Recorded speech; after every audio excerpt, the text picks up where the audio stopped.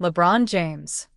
Bona fide quote-unquote top 10 player of all time according to his fans. He played in the Eastern Conference from 2003 up until 2018. He made 8 consecutive finals from 2011 to 2018, so he must had tough competition. Right? Well, let's explore the conference, known as the Eastern Conference from 2011 to 2018, starting with the 2011 Philadelphia 76ers.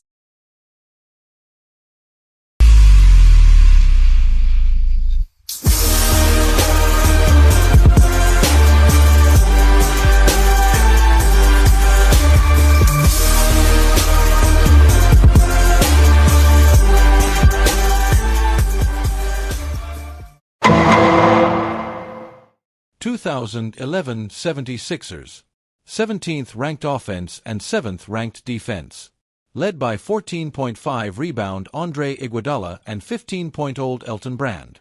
Elton Brand led them in scoring in the regular season and playoffs with 15 a game, which would have been 4th best on the Heat.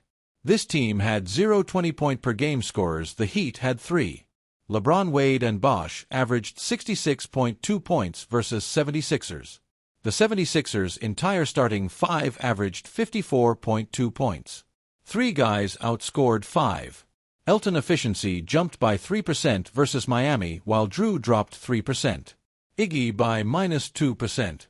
Thad Young by -13%. Lou Williams by -8%. Spencer by -10%. Wouldn't have made the playoffs out west. The 18th ranked offense and 2nd ranked defense.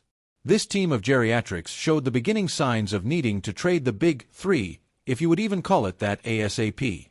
Led by 33-year-old Paul Pierce, 34-year-old Kevin Garnett, and 35-year-old Ray Allen. People pretended like this was a super team because they had 4 All-Stars when in reality the conference was mostly atrocious. They made the All-Star team, averaging a whopping 19, 16, and 15. Pierce was 24th in scoring. Ray was 45th. KG 63rd. Purely reputation, All-Star nods. They got absolutely torched by Dwayne Wade when he averaged a whopping 37, 5, 2, and 1 on 53% shooting versus them. The Heat Big Three averaged 71 points per game, while the Celtics Big Three averaged a whopping 50.4 points per game.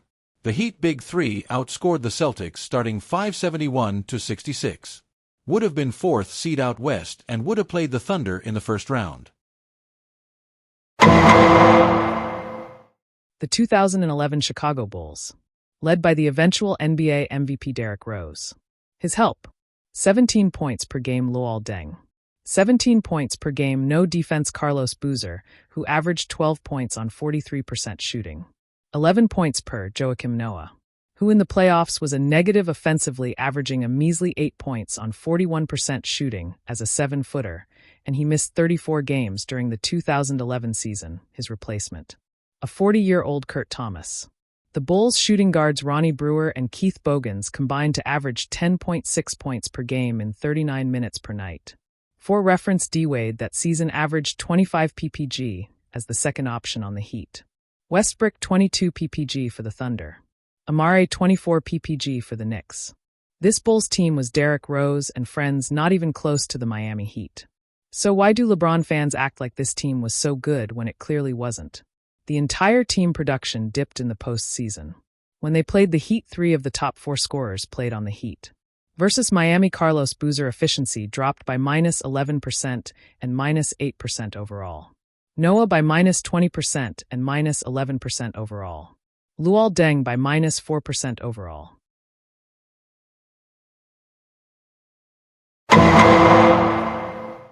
The 2012 Mid-York Knicks, aka Carmelo Anthony J.R. Smith injured Amare and friends. The 17th ranked offense and 5th ranked defense. It doesn't get any more mid than this team. Mid!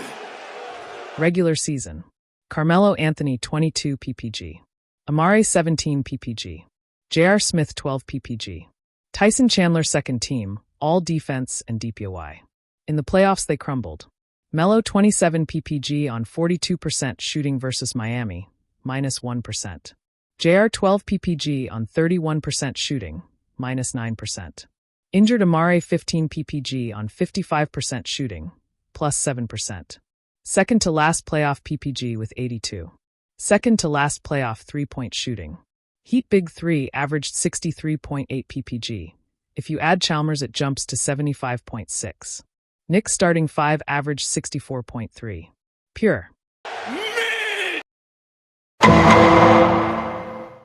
The 2012 Indiana Pacers. The 7th-ranked offense. And 9th-ranked defense. Best player. Danny Granger. This team had 0-20 ppg scorers. Lacking the firepower offensively to match up with Wade and Nem. Bosh was hurt, and the Pacers still lost 4-2. Wade and Braun averaged 56.2 points combined, while the Pacers' entire starting 5 averaged 63.2 points. Granger and West combined to average 28.1 points per game. David West number 2 option versus Miami, 14 ppg 45%, minus 3%. Danny Granger number 1 option 13p on 37-36-83 splits, minus 4%. Roy Hibbert 12 and 11, minus 3%. Paul George 10p on 36% FG, minus 8%. Very defensive series, but at the end of the day you gotta be able to score.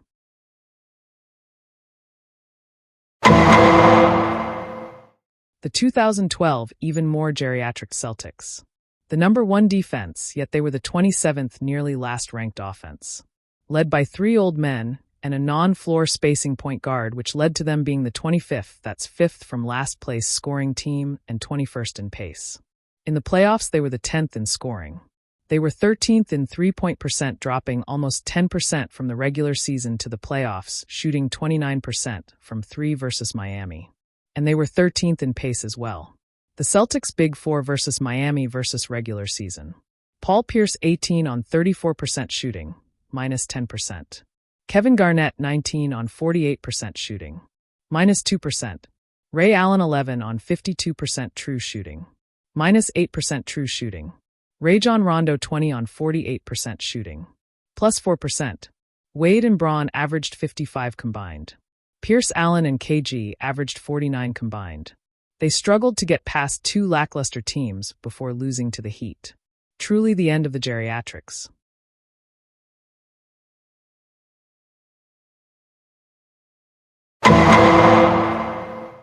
The 38-44 2013 Milwaukee Bucks.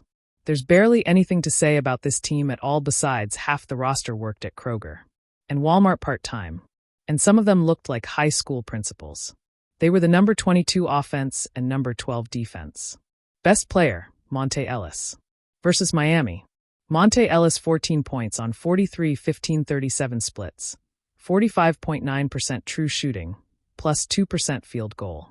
Brandon Jennings 13 points on 29-21-72 splits, 40% true shooting, 35% effective field goal, and a minus 10% drop in efficiency overall. And he took 14.25 shots per game. Mike Dunleavy 12 points on 56-43 splits, 72% true shooting, and plus 12% jump. Terrible. Gone in 4. Goodbye. The 45-37 2013 Chicago Bulls. They were ranked 23rd offensively, 6th defensively, and were 27th in pace. They were 29th in points, 29th in three-pointers made, 29th in three-pointers attempted, 21st in three-point percent. This team was made up of outside of Luol Deng, bench guys and role players, not one real superstar or real all-star in sight. The fact that Joakim made the all-star team tells you all you need to know. Luol was playing hurt all season, then missed the playoffs following round 2 with being suspected of having viral meningitis and underwent a spinal tap. The Bulls' only 2 scoring options in the playoffs were basically Nate Robinson and Carlos Boozer. LeBron, Wade, Bosh, and Norris Cole combined to average 60.8 points per game. Cole was a bench player, by the way. Bosh, Wade, and Cole all shot over 50%. The Bulls' entire starting 5 averaged 65.8. Joakim Noah 9 points, 9 rebounds, 41% shooting, down 2% as a 7-footer. Nate Robinson 15 points per game on 33% shooting, down 10%. Carlos Boozer 15 points per game on 42% shooting, down 7%. Jimmy Butler 15 points per game on 43% shooting. This team was not good. At best, just painfully average.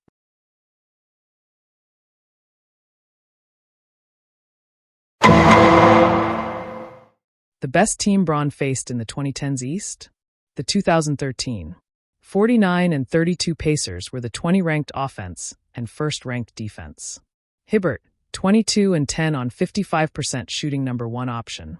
25% usage rate, plus 11% increase, most field goals attempted. George, 19 on 47%, 25% usage rate, plus 5% increase. West, 16 on 45%, minus 5%. Hill, 13 on 38 44%, minus 6% and plus 7%.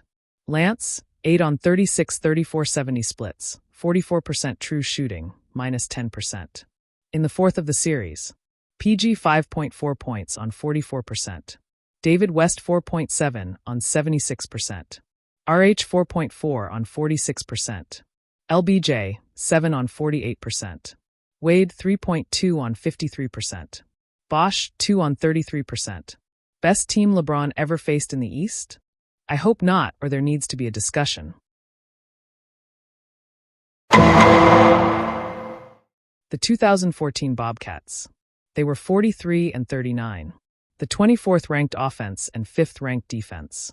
Gary Neal, 11 points on 35-22-71 splits number 1 option. Highest usage rate 29%. Third most FGA, minus 8%, minus 18%, minus 25%. Kemba Walker, 19 points on 47-50-77 splits third option. Third highest usage rate 24%. Most FGA, plus 8%, plus 17%, minus 6%. Big AL asterisk, 18 points on 49%. Number 2 option. Second highest usage rate 25%, second most FGA, minus 1%. 23rd in PPG. Third to last in efficiency from 16 feet to the 3. Heat very easily swept them. Out of here, goodbye.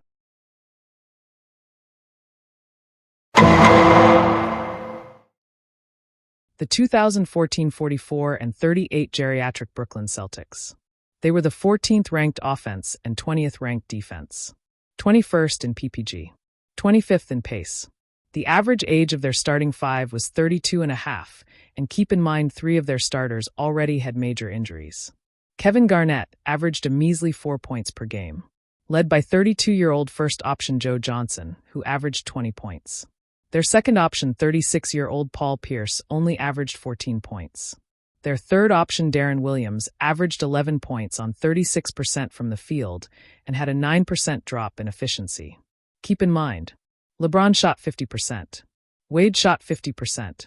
Bosch shot 50%. Allen shot 48% and averaged 13 points.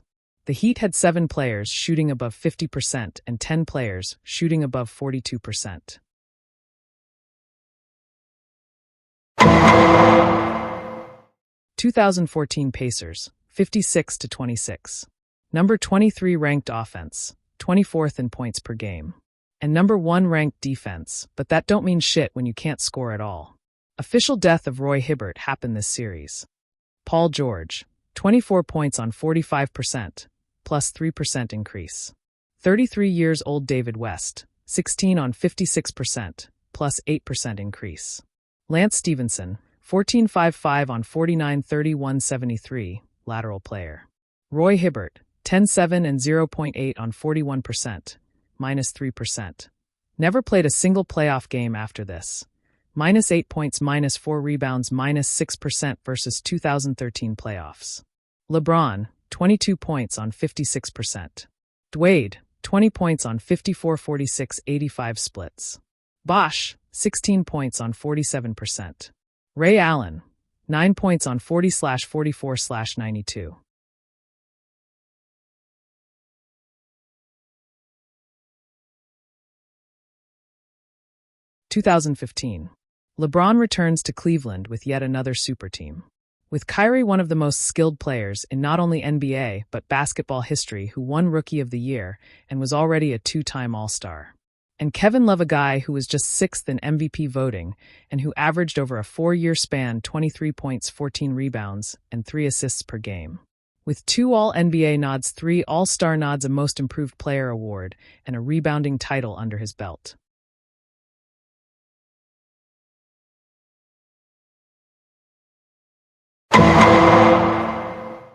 already off to a bad start with the 2015-40 and 42 Celtics, the number 18 ranked offense, and number 12 ranked defense. They allowed the 9th most points per game. First option was a midget in Isaiah Thomas, who averaged 17 points on 33 16-97 splits with an effective field goal percent of 36%, -8% and -18% drops in efficiency. Second option, Jared Sullinger, 12 points on 55 33 57 splits, second highest usage rate at 25.1%, best Celtics player, higher field goal percent than every starter. Avery Bradley, 12 points on 38 26 85 splits, -5% and -9% drops. Evan Turner, 10 points on 36%, -7% drop. LeBron, 27 on 46%, -2%.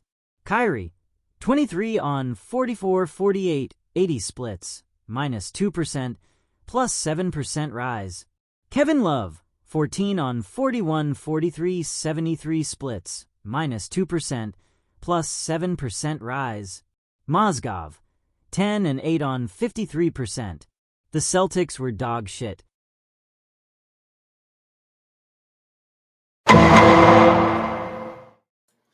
The 2015 Chicago Bulls.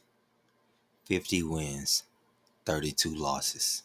The number 11 offense. The number 11 defense. 15th in points per game. 9th in opponents' points per game. They were up 2-1 on the Cavaliers in the Eastern Conference semifinals. But Pau Gasol went down with injury in Game 3. After that, they proceeded to lose 3 of the next 3 games, losing 4-2. Multiple things happened in this series. For one, David Blatt calling timeout, but the referees pretending they did not see it, leading to a LeBron James game winner over Jimmy Butler in the corner. Had they called that timeout, the Bulls would have been up 3-1. Post-injury D Rose, 22 points on 39% shooting, a 1% drop in efficiency. Jimmy Butler, 21 points on 40% shooting, a 6% drop in efficiency. Mike Dunleavy, 48, 40, 92 splits, just like that 2013 Bucks series against the Miami Heat. He played better. A 5% jump in field goal percentage, a lateral move in three-point percentage, and a 12% jump in free throw percentage. One thing I can say, he loved playing against LeBron. And the guy who I think was the X factor, Pau Gasol, 11 points on 48% shooting. A far cry from his regular season pre-injury, where he averaged 18 points, 12 rebounds, 2.5 assists, and 2 blocks per game. And Joakim Noah, yet again, came up short as a 6'11" man, averaging 5 points on 33% shooting, a 11% drop as a center, which makes it officially 3 straight series where Noah's field goal percentage dropped 7 or more percentage points. The Cavaliers. LeBron, 26 points per game on 39% shooting, a 10% efficiency drop. Kyrie, 17 points per game on 42, 43, 89 splits, a 4% drop and a 2% increase in three-point percentage. J.R. Smith, 13 points per game on 50, 44, 100 splits. Tristan Thompson, almost a double-double at 9 points, 11 rebounds per game. Iman Shumpert, 12 points per game on 40, 36, 75 splits. Matthew Dellavedova, 8 points per game on 53, 43, 87 splits. Looking like a guy that he would face off against in the finals. James Jones, 6 points per game on 44, 41, 100 splits. One thing about a LeBron team, it always has a plethora of shooters.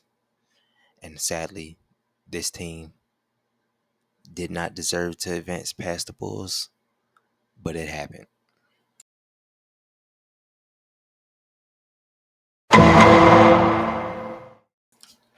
The 2015 Atlanta Hawks, one of the worst playoff built teams I've ever seen. This team is as regular season as it gets. They won 60 games somehow. They lost 22. They were the number 6 offense and the number 6 defense.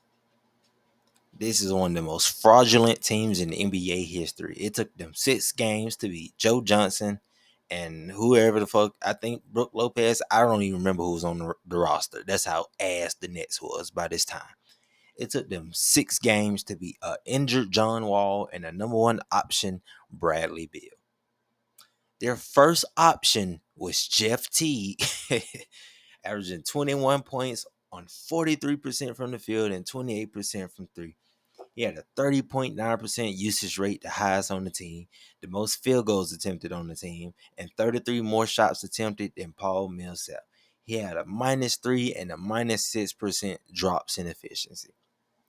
Their second option was Paul Millsap, who averaged 13 points on 35% from the field and 11% from 3. He had a 21% usage rate. He had the second most shots attempted, and he had a -12 and a -24% drop in efficiency. And their third fucking option was Kent Bazemore, averaging 10 points on 48% from the field and 22% from 3. And what's crazy is he had a 19% usage rate. He had a +5 points jump per game, +6% percentage jump in field goal percent per game, and a -14% drop in 3-point shooting per game. LeBron averaged 30 points on 43% shooting, and he had a -6% drop in efficiency. He really was not that good. It was everybody else who was great. J.R. Smith averaged 18 points a game, 7 rebounds a game, and 2 assists per game on 50, 47, 80 splits. Kyrie, he only played 2 games. He averaged 13 points on 47% from the field and 66% from 3. Tristan Thompson averaged a double-double at 12 points, 11 boards on 64% shooting.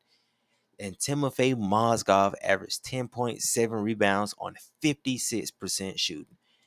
The Atlanta Hawks in 2015 were absolute dog shit. Absolute dog shit. If that team was in the West and won those same 60 games, they would have lost in the first round. Easy.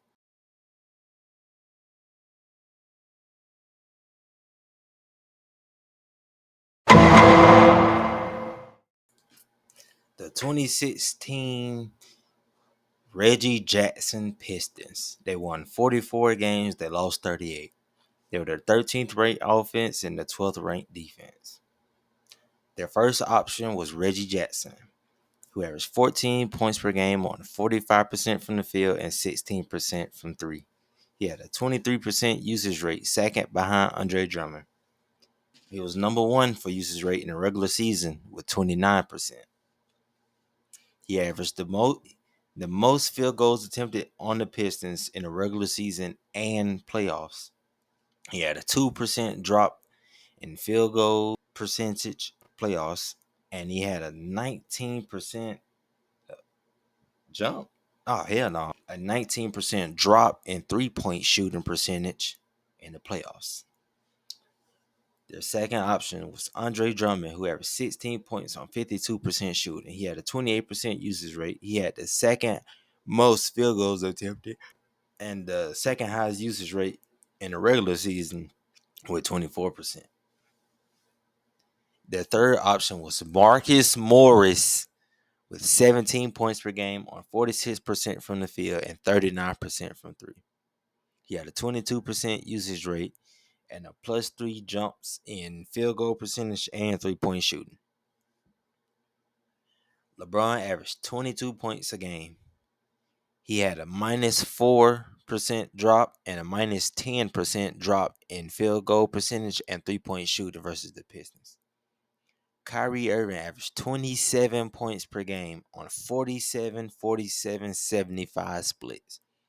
A 2% jump in field goal percent and a 15% jump in 3-point shooting or 3-point percentage. Kevin Love averaged 18 points, 12 rebounds. J.R. Smith averaged 13 points per game on 46% from the field and 51% from three.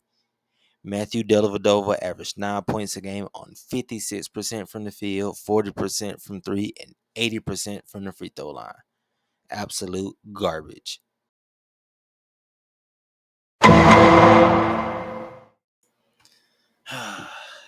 Man, the 2016 Hawks, 48 wins, 34 losses. The number 22 offense and number 2 defense.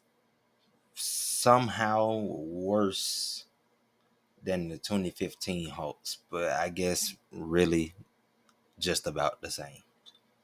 Paul Millsap, once again, shit on himself. 17 points a game on 39% from the field and 23% from three.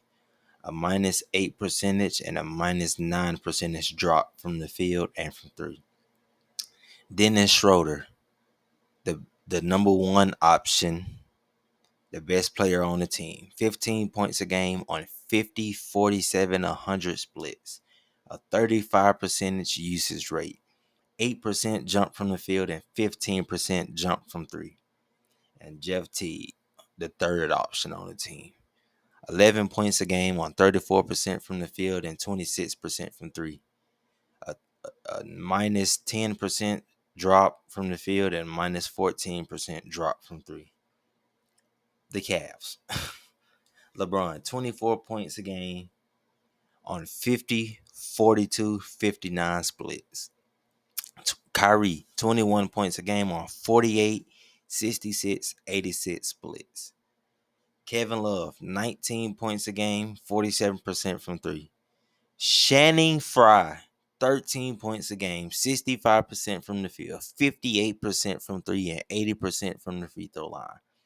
J.R. Smith, 11 points a game on 50% from the field and three. The Cavs absolutely blasted the Hawks. 8 out of 11 Cavs players shot 42% or better from three. 6 players shot 50% or higher from three. 4 Cavs players shot 57% or higher from three. And 3 players shot 66% or higher from three. Out of everybody who attempted at least 6 total threes on the Cavs, 7 of them shot higher than 42%. Out of everybody, 9 players who attempted 6 total threes on the Hawks, only 3 of them shot above 40% and only 1 of them shot above 50%. They were absolutely dog fucking walked.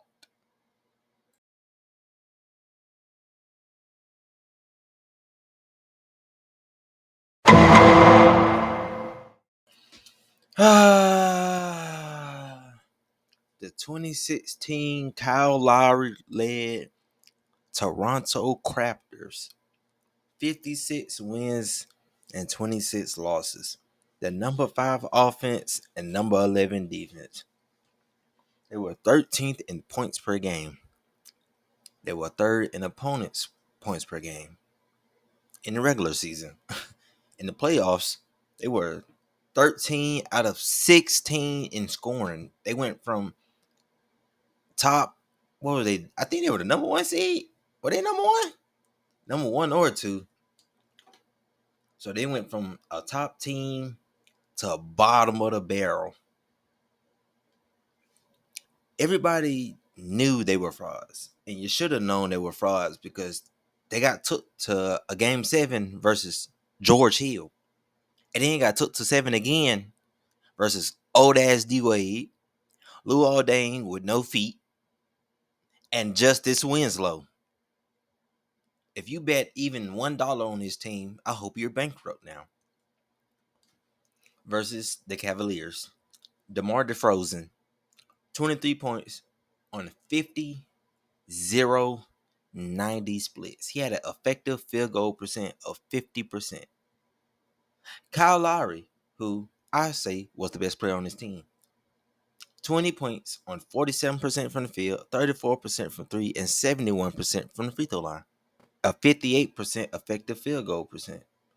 And not one player on that team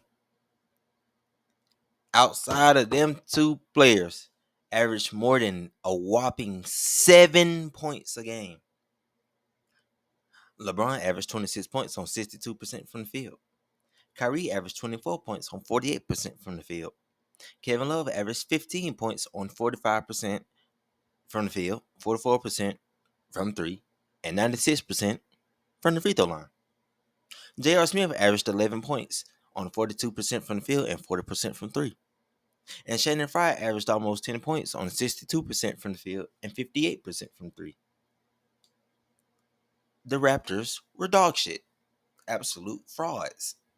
And everybody knew it as soon as Series 1 started.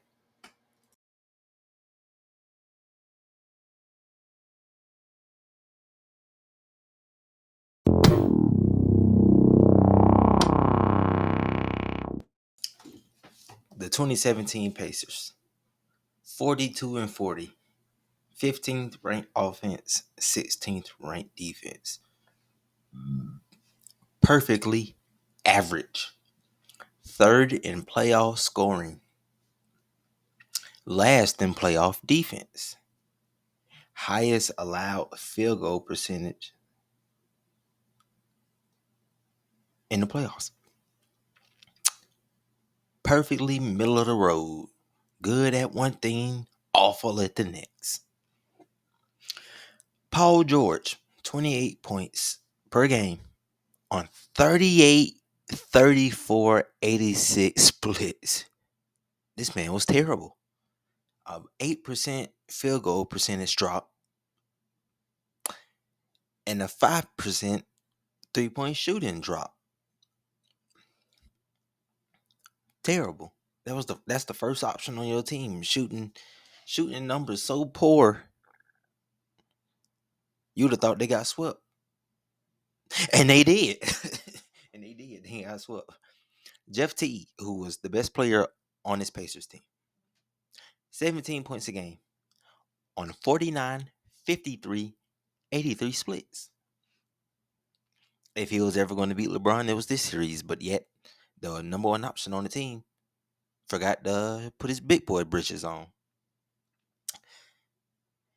Jeff Teague had a 5% increase in efficiency. He had an 18% increase in three-point efficiency. He did what he was supposed to do. Miles Turner, 10 points a game on 43% shooting. A minus 8% drop in efficiency. Lance Stevenson, 16 points a game on 51% shooting. I don't give a fuck. Lance Stevenson is somehow overrated for a fucking role player.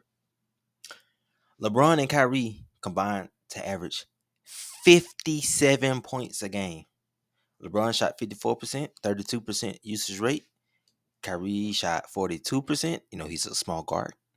36% usage rate, which is pretty funny because that technically means that Kyrie was the first option.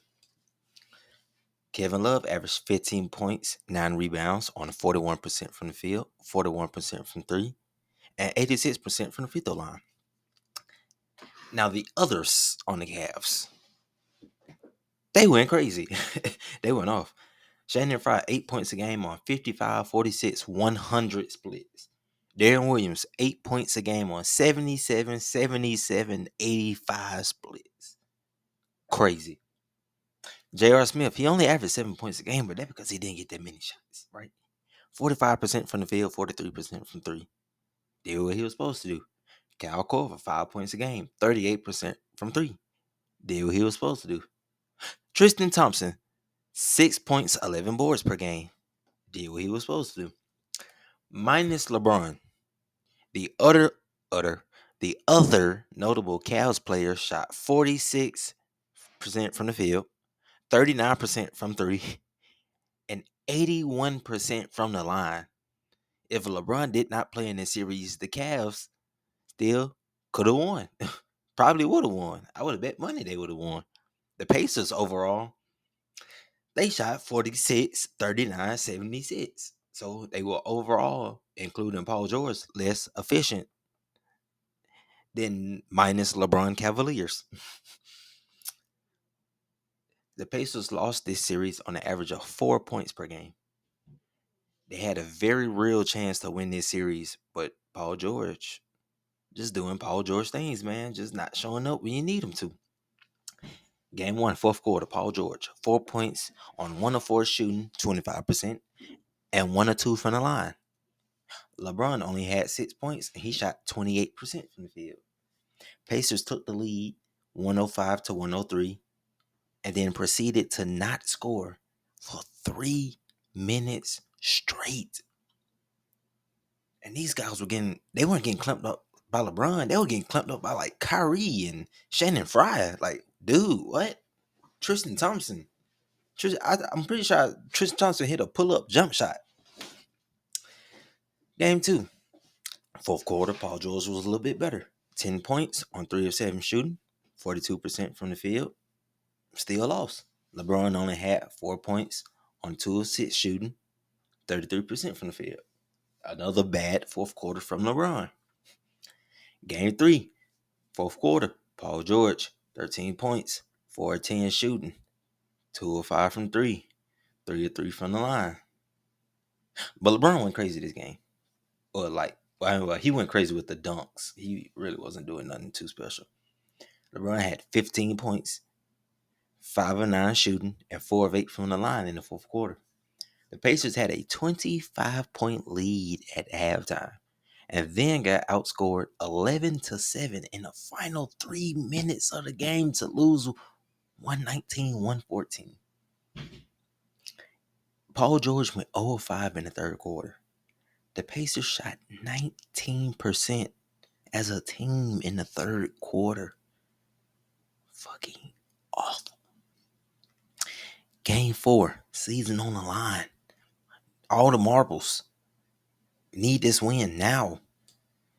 Paul George, fourth quarter, 3 points on 1 of 6 shooting. LeBron, 7 points on 2 of 6 shooting. The Pacers did not score a single point after being up 102-100 with a minute and a half left. The Pacers effectively blew 3 games. 3 games. And it's Paul George's fault because he choked. If they had a Kevin Durant, they would have easily won this series. The Cavs literally tried to let them boys win games 1, 2, and 4. But they was just too boo-boo. Too bad the Pacers didn't have a real superstar like KD. They would have stomped on the Cavs.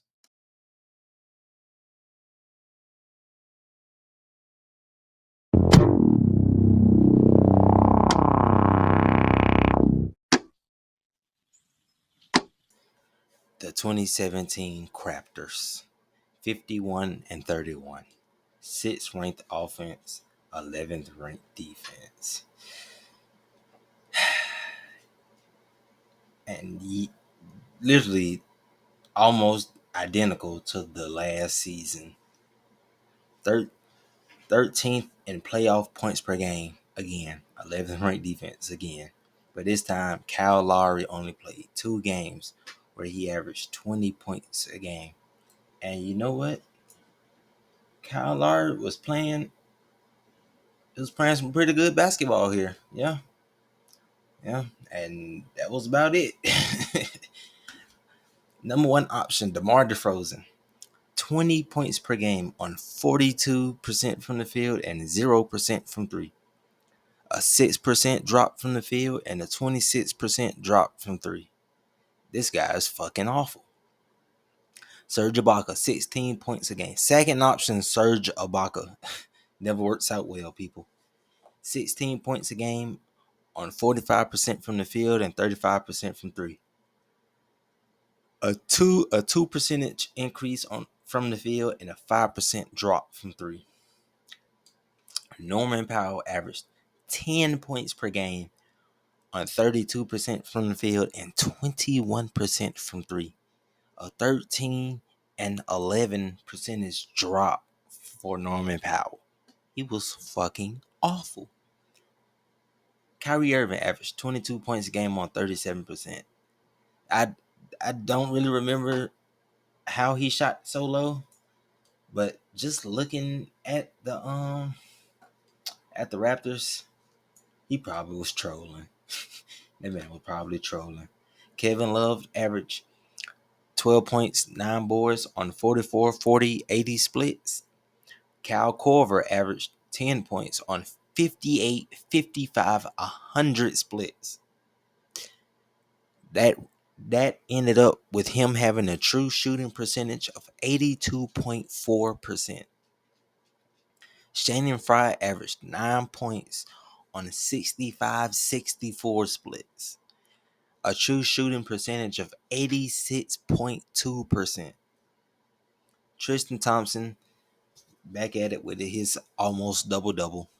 9 points, 10 boards. J.R. Smith only averaged 6 points, but he only took 19 total shots in 4 games. That's about 4.5 shots per game. He shot 42% from the field and 44% from three. LeBron James averaged 36 points on 57% shooting. Not because he had to, but because he knew the Raptors were so bad that he could stat pad the entire series. The 2010s Raptors are an abomination to basketball. Nine Cavalier players attempted at least 6 threes. And three of those 9 shot. 9 Cavs attempted at least 6 threes. Of those 9, 7 of them shot 40% or better from three. 3 Cavs shot over 50% from three. And for the Raptors, well, PJ Tucker was the only one who shot over 40% from three. The Raptors, like always, hot dog water, boo-boo, garbage, dog shit. DeRozan is fucking ass.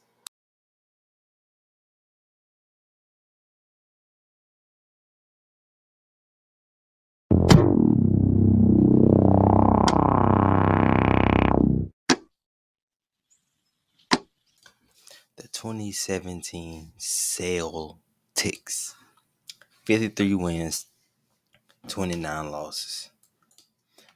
The number 8 ranked offense and number 13th ranked defense. They allowed the 5th most points per game in the playoffs. Isaiah Thomas got injured. I forgot if it was during the season or during the first round or whatever, but I know he had an injury problem. He went from averaging 29 points per game in the regular season to averaging 9, 2, and 8 on 28, 22, 60 splits versus the Cavaliers. Just awful, even for an injury. Their number one option once he went down was Avery Bradley, who averaged 19 points on 41, 27, 81 splits. 38 more shots attempted than the second option. A 25.9% usage rate. A 5% drop in efficiency. And a 12% drop in three-point shooting. The number 2 option on this team was Boss Man 99, Jay Crowder, coming in with a whopping whopping 14 points on 46, 42, 77 splits. The third most field goals attempted. The second most points and points per game. He had a 3% increase from the three.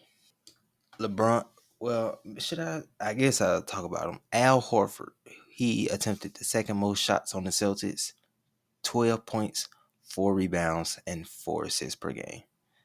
Whatever. LeBron, 29 points on 58% shooting. Kyrie, 25 points on 62, 50, 91 splits. Kevin Love, 22 points on 48, 53, 87 splits. Absolutely demolished the Celtics. Tristan Thompson, 11 points on 11.7 rebounds on 74% shooting and 72% from the line. J.R. Smith, 7 points per game on 50% from the field and 46% from three. Shannon Fry, 5 points, 44% from three. Iman Shumpert, 5 points, 53% from the field and 57% from three. The top 4 game scorers in this series were all Cavs players. LeBron, Kyrie, and Kevin Love were all over 20. And I think Jay Crowder had the highest game score on the Celtics, which was a measly 12.6. Just awful. And this series made me go back and look at the game score of every single series. But that'll be coming a little bit later on.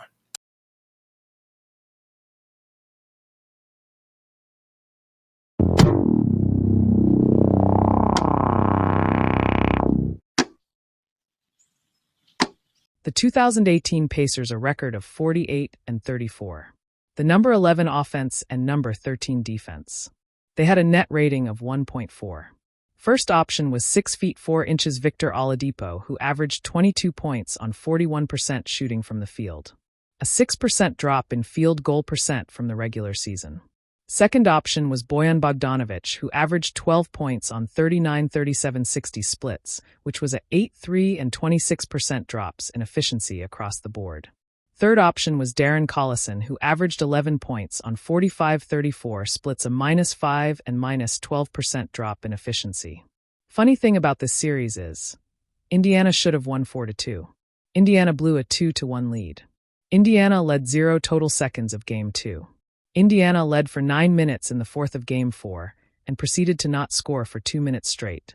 Game 5, Oladipo shot 2 for 15 and 1 for 7 from 3, and they lost by 3. Sabonis missed an open layup. Oladipo took a contested layup on LeBron rather than on J.R. Smith, which would have put them up 3-2, and they won Game 6 by damn near 40. Should have been a 4-2 Pacer series win. Side note, in the fourth quarter of losses, Vic averaged 7-2 and 0.5 on 36, 27, 71 splits.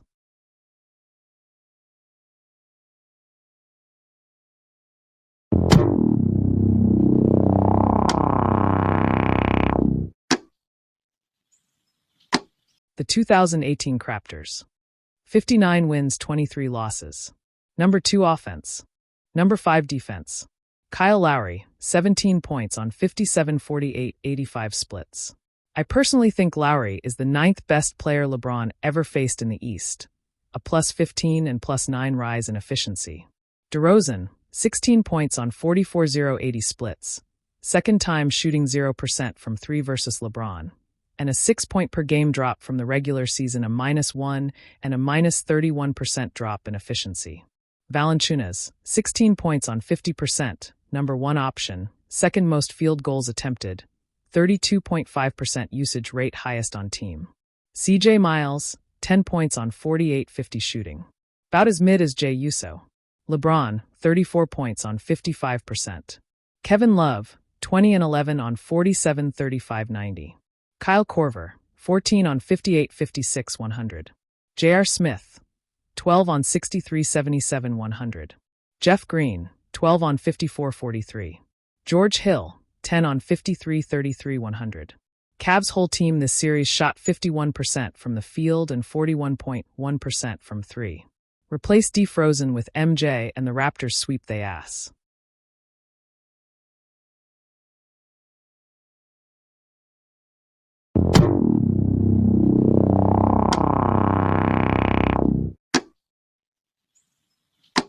(2018) Boston selling tickets. Number 1 option Kyrie Irving hurt. Number 2 option Gordon Hayward hurt. Number 18 ranked offense and number 1 ranked defense.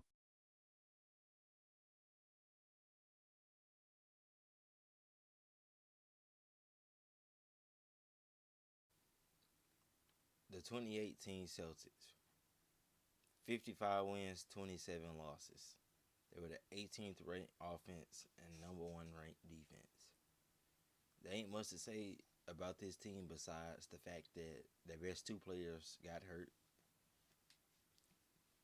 And Terry Rozier, Marcus Smart, they're both dog shit.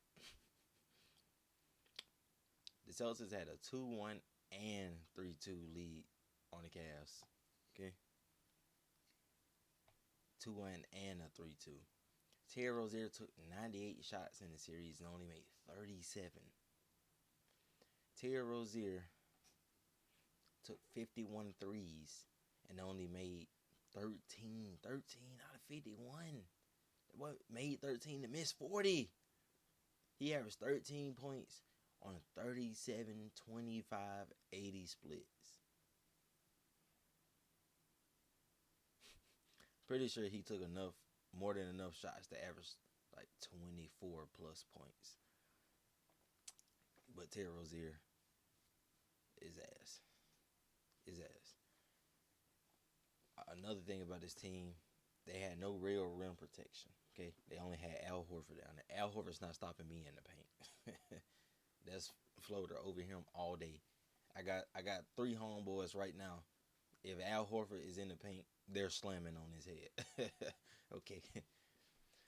They needed somebody more like a Dwight Howard or Andrew Bogut or Anthony Davis, to stop LeBron from scoring in the paint. And they had no perimeter defender who could really slow him down. There's plenty of options in the league to slow down LeBron. There's plenty of options now. You need a good wing defender and a good paint defender to stop LeBron. That's it. That's all you need. You don't need to send 3-4 people at him. One good defender and one good rim protector. That's all you need. Game 6, LeBron had 46 points with 23 coming in the paint. 23 points in the paint. Crazy. 8 for 16 in that game in the paint. The next game, Game 7, LeBron scored 35 points. And he had 12 points in the paint, which it's lower than 20 plus.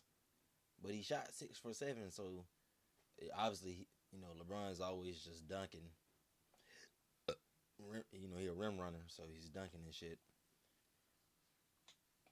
But no. On the Celtics side in Game 7, Vegas Rozier, as I call him, put up 4 points. So you may be thinking, well, he may have only took 4 shots. No, he shot 2 for 14. That's 14%. Okay, he shot 0% from 3. He only made 0. How many did he take? 3, 4, 10. 10 of them bitches and ain't made 1. If he would have he took 14 shots. If he would have at least went 6 for 14 and hit 4 threes, they would have won this game. 6 for 14. That's it. Just 6 for 14. And just go 3 of 10, 4 of 10 from 3. But no, this man said, I got the Cavaliers money line tonight. Okay? It's them. It ain't me. He been gambling, though. He been gambling. I've been doing that. He been gambling. And then, to make it worse, both of the Marcuses played like some shit.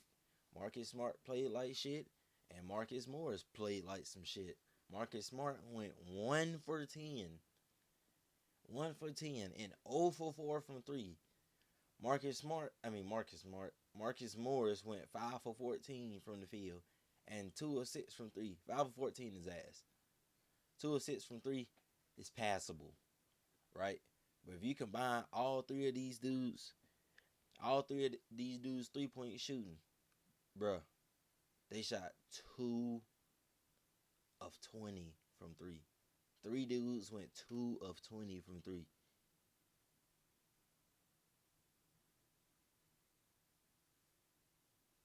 All 3 of them combined made 8 shots out of 38. The fuck? Cleveland overall shot 45% in that game and 25% from 3. Boston shot 34% and 17% from 3. Hell no. If Kyrie and Gordon Hayward played, this shit would have been over in 5 max. 5 max. Okay, LeBron fans always talking about his teammates being hurt, but they never talk about the other team's injuries, right? Like most recently versus the Suns, that Suns series when they lost to Devin Booker, right? LeBron lost to Devin Booker. He was like, "Oh, AD got hurt." Nigga, Chris Paul literally could not shoot the ball. The man's whole shoulder was out. But they won't mention that. They'll just mention the AD. Same thing with the 2020 finals with Goran Dragic being hurt, or fucking Bam Adebayo being hurt, Jimmy Butler being hurt. They not gonna mention none of that shit. They only gonna mention the injuries that benefit him, right? Oh, he lost because of this injury. I'm gonna go down the timeline of injuries LeBron benefited from. Starting with 2013, Luol Deng injured spinal tap. The complications were so severe that he lost 15 pounds, couldn't walk or eat properly, and missed the final 7 games of the playoffs, missing the entire Bulls series against the Heat. Rip Hamilton, 2013, injured and benched, played hurt, torn plantar fascia in the left foot. Joakim Noah, 2013, another 2013 Bulls, plantar fasciitis. Derrick Rose, 2013, torn ACL. Danny Granger, 2013, left knee surgery. And 2014, calf strain setback. Set him back. He missed out 25 games. Big Al Jefferson, 2014. He dealt with 2 injuries, a severe left foot plantar fascia strain that happened during the playoffs versus the Heat. This man had to get pain-killing shots just to play. Brook Lopez, 2014, season-ending injury to his fractured 5th metatarsal in his right foot. A lot of 2013 and 14s in here.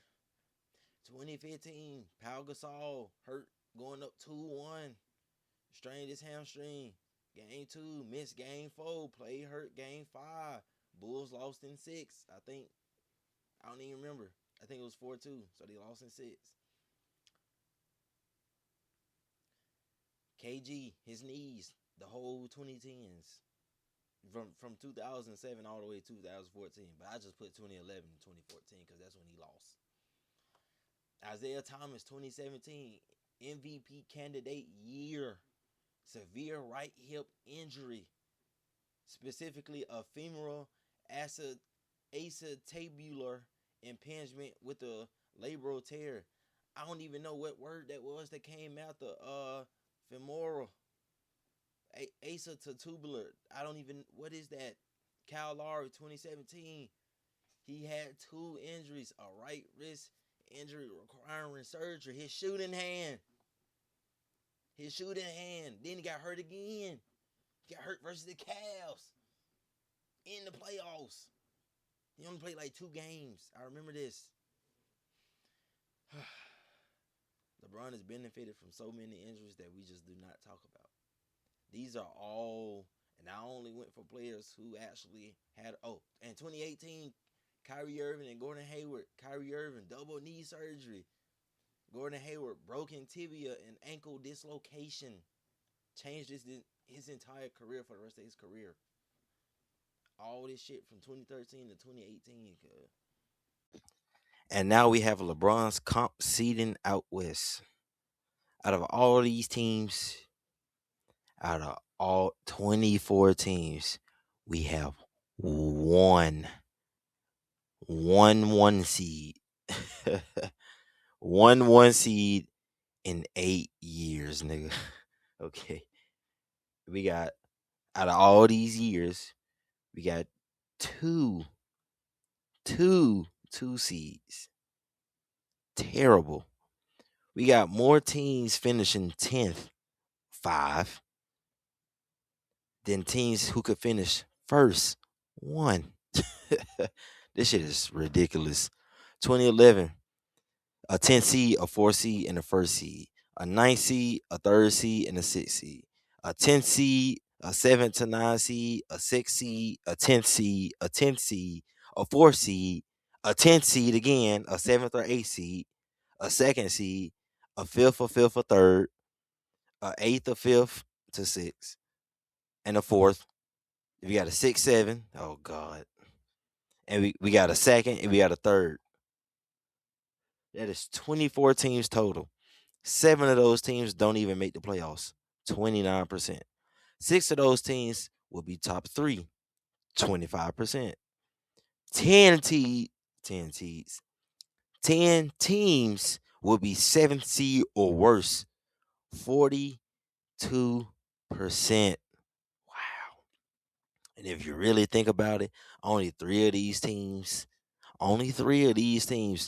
did even anybody think had a chance to win the championship, let alone come out the East. The 2015 Bulls, right, they had Derrick Rose, Jimmy Butler, Pau Gasol. That's a good little trio. They would have came out the East had Gasol not fucking got hurt. The 2013 Pacers with Paul George and David West. The 2012 Celtics with KG, Rondo. And I guess if you want to throw Ray Allen and Paul Pierce in there, you can, but they didn't play good in the playoffs. So KG and Rondo. And now for the fun part, game scores. So this is 120 players.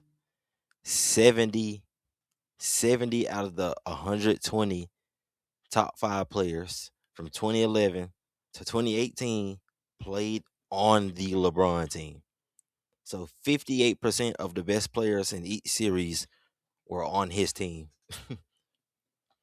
Now, I took the liberty of getting every second option on his team, including 2 series where he didn't lead in field goals attempted or usage rate, only twice.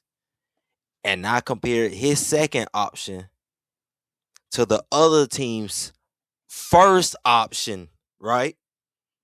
So the second option on the LeBron team had a higher game score than the first option on the other team. And I went and I broke down the years. Like I got the I took every single game score down. From 2011 to 2014, 7 out of 12, 58%. 58% of the time, his second option was undoubtedly doing more than the other team's best player. From 2015 to 2017, this is the Kyrie Cavs. 66% of the time, the Cavs had the 2 best players in the series, minimum 2. From 2011 to 2017 total, 21 now. 13 out of 21 second options was better than the other team's first option. 62% of the time, minimum, his second option or the second option on his team was better than the other team's best player. And 13 out of 24 total. Because, 2018, that's 1 year. 0 for 3, obviously. 13 out of 24 times, 54% of the time, minimum. His second option was better than the other team's first option. fucking crazy. The third best player on his team in any series was probably equaling your number one option, right?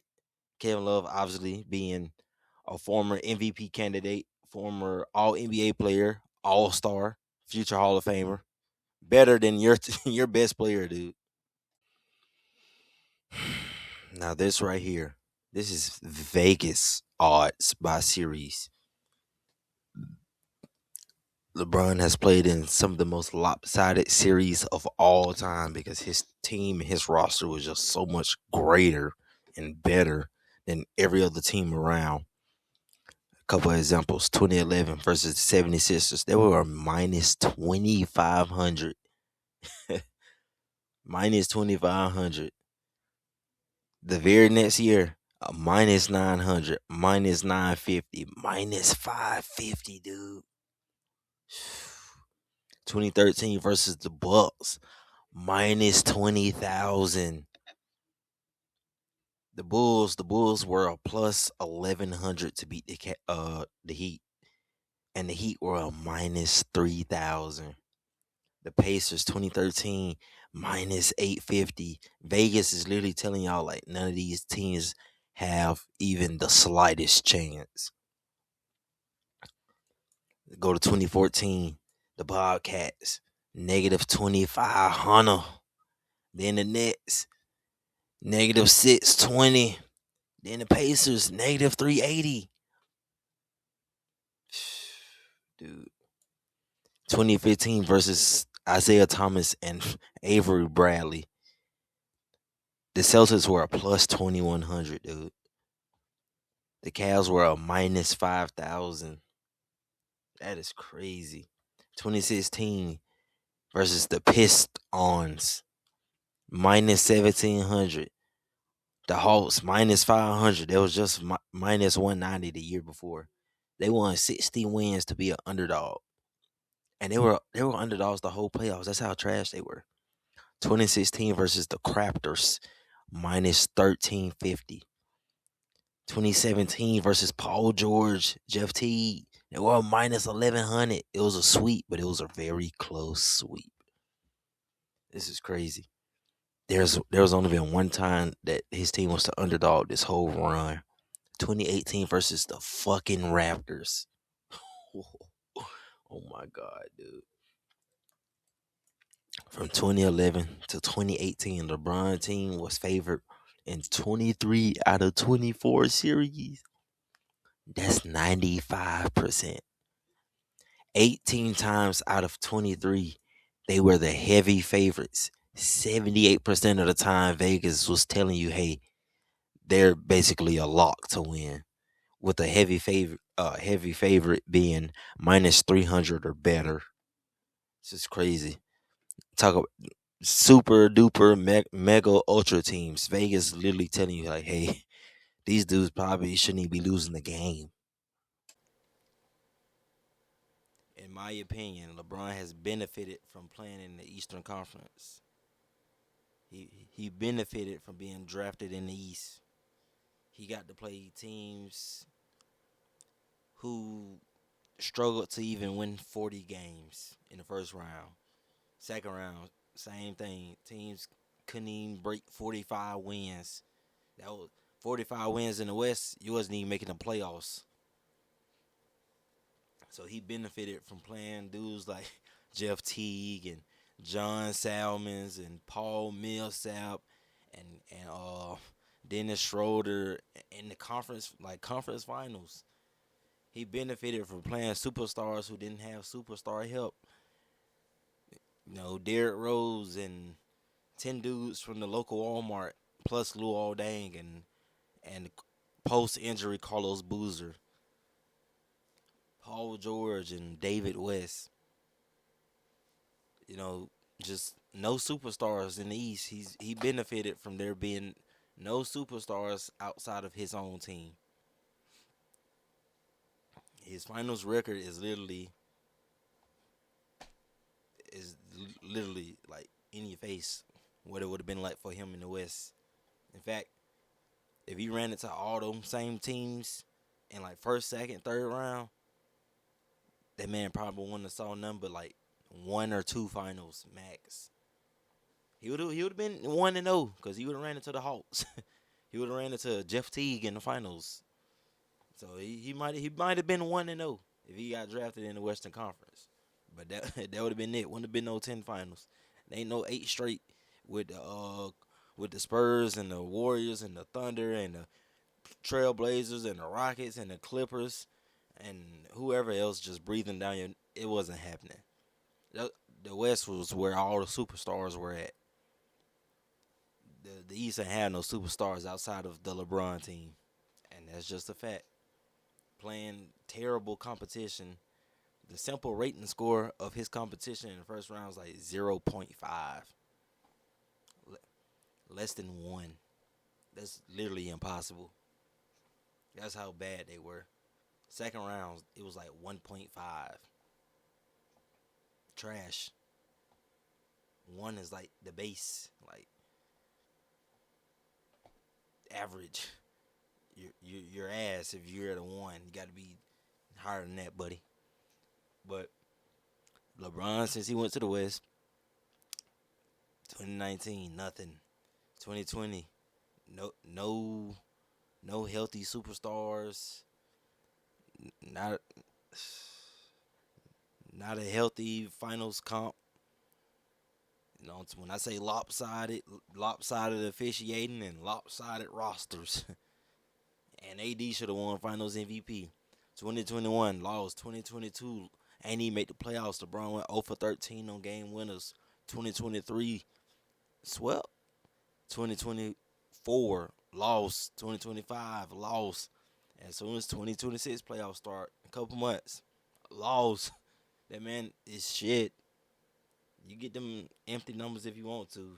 Just know that your career is built off the back of beating bombs and getting hospital chips and being gifted rings. 2012. So, like, comment, subscribe.